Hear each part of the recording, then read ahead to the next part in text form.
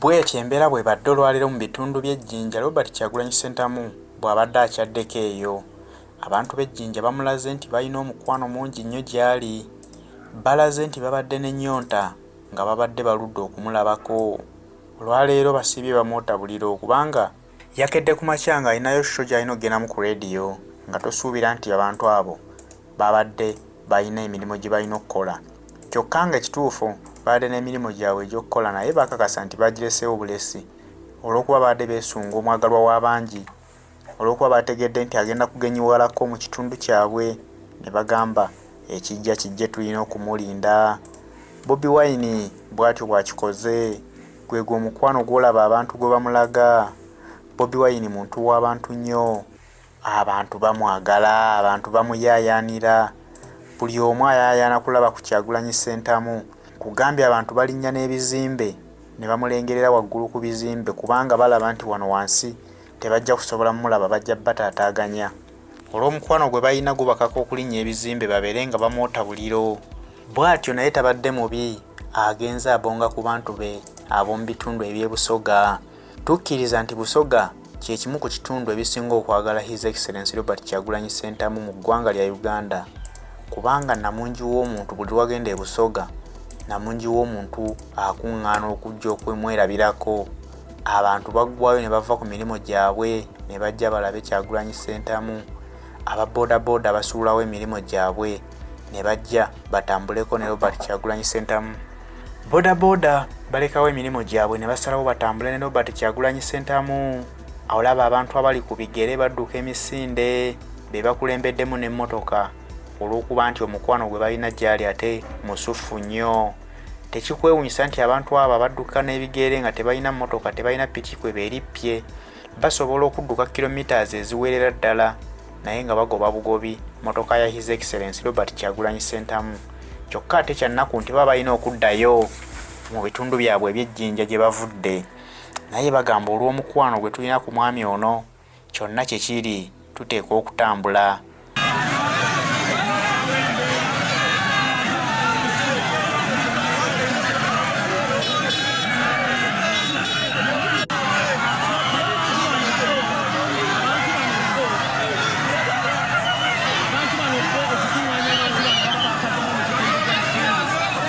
Bano abantu balaze laavu, bakakasa nti omuntu waabwe gwe balonda bamukkiririzaamu, bamulaze omukwano ogutatera kubeerabeerawo ku bannabyabufuzi ab'enjawulo.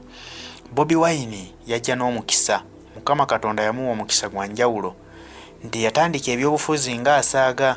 Tumujjukira nti yasookera kwesimbawo okujjuza ekifo ky'omubaka ekya Ddondo mu Paalamenti, akalulu n'akawangula. Abantu bamunyoomanga nga bagamba oyo muyimbi, bannayuganda bamwagala lwakuba muyimbi naye tebasobola mukkiriza kubakulembera. Baali bakyali mu kiri kye balowoozanga nti olw'okuba muyimbi eyali yasiba amalaasi era nga bakyamusuubirira mu kifaananyi ekyo. Kyagulanyi Ssentamu yavaayo n'akyusa olugero lwe n'abagamba nti n'omulaasi asobola okuvaayo n'atuula mu woofiisi ey'amaanyi. Kyagulanyi Ssentamu yawangula akalulu ako, buli muntu n'akwata ku mutwe n'agamba kiki kino. Abantu nga balaze Bobi Wine omukwano nga bamwagadde nnyo, naye ate nga kye kituufu nti abantu bamuwa akalulu mu bungi. Awo we yava abantu batandika omulabamu essuubi nti olaba awangudde Kyaddondo, lwaki si Uganda? Kubanga nkugambye nti obuwagizi bwe bwali ku levo ya Uganda yonna, kubanga buli mu kitundu kya Uganda gye yagendanga okukuba emiziki ng'abantu ajjuza. Kitegeeza nti buli kitundu abantu baali bamwagala. Bwe yakyusa n'agamba nti nzize mbyabufuzi, abantu bagamba bugambi ate awo otuleese kubanga olaba tubadde tukwagalira eri gy'obadde ate wano, kubanga akulaga nti ye politics teyamuliimu nnyo, naye ate ng'amulaba bw'atambula era ng'ebikyamu ebikolebwa gavumenti ya kuno abiyimbako mu nnyimba ze, ng'alaga gavumenti nti waakiri bakyuseemu, naye olw'okuba basajja bakulu ne bakazi bakulu balema okutegeera kyategeeza, n'agamba mbiyimbye mu nnyimba biweddeyo, kati keekadde nange mbyekwatiremu. Bw'atyo yayingira obukulembeze, yayingira okwesimbawo n'agamba bye mbadde nnyimbako ka mbyekwatiremu. Kitegeeza nti awo yamenya mu jjenje ekkalu kubanga buli munnayuganda yali yafuna dda obubaka bwe era bagamba olaba badde abiyimbako, ate kati kinaaba kitya nga azze okubyekwatiramu. kitegeeza buli kyanaasongako engalo kijja kuba kisobola okukyuka.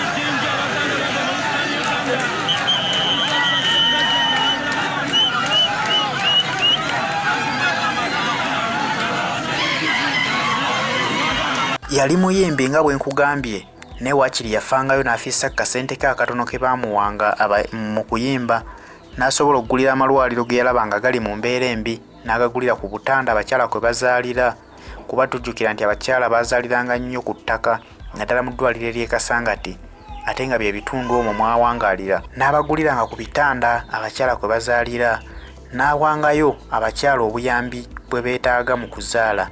Awo bagamba ate olaba obadde obituwa luli nga tuli mu kintu. Ne basiima emirimu gy'abadde nga bakolera, ate kati bwe yajjambya obufuzi kitegeeza nti kyali kyangu nnyo okumwegattako. Bwe batyo abagobereranga music we era bakubuulira bakugamba talina luyimba lwe yayimbanga nga si lwa nsonga nga terukwata ku ggwanga Uganda. Awo we yajja omukwano gwe n'abantu n'okulaba nti n'okutuuka olwaleero bakyamugoberera, n'okutuuka olwaleero bakyamuyayaanira okumulaba. Jjukira nti abantu baalinga bamwesunga nnyo nga bamulaba ku stage ng'ayimba, naye okuva lwe yagaanibwa okuyimba ate kati abantu bamuyinamu ennyonta mpitirivu kubanga luli baafunanga akadde ne bamulabako ku stage, naye kati balwawo okumulaba. Bamulindirira bulindirizi ng'agenzeeko mu bitundu byabwe eby'enjawulo era mu nsonga z'ebyobufuzi. Kyova olaba nti omukwano gwe eri abantu gukyali gw'amaanyi. Buli watuuka baba bayaayaana, baba bayonta nga baludde okumulaba.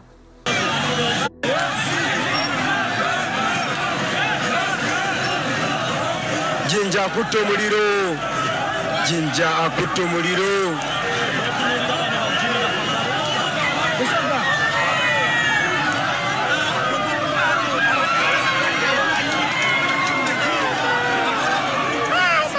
Kiri maaso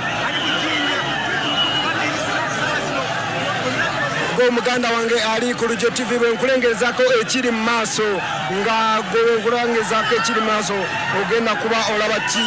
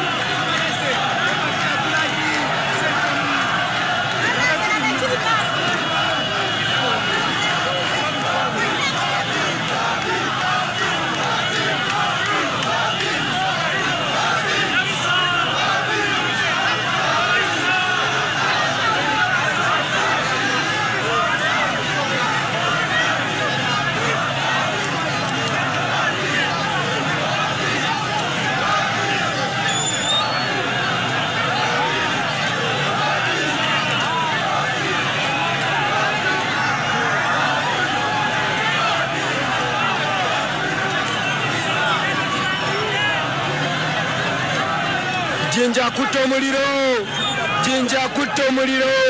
Kino kyolaba kiri mu Jinja Town, tuli mu Jinja Town.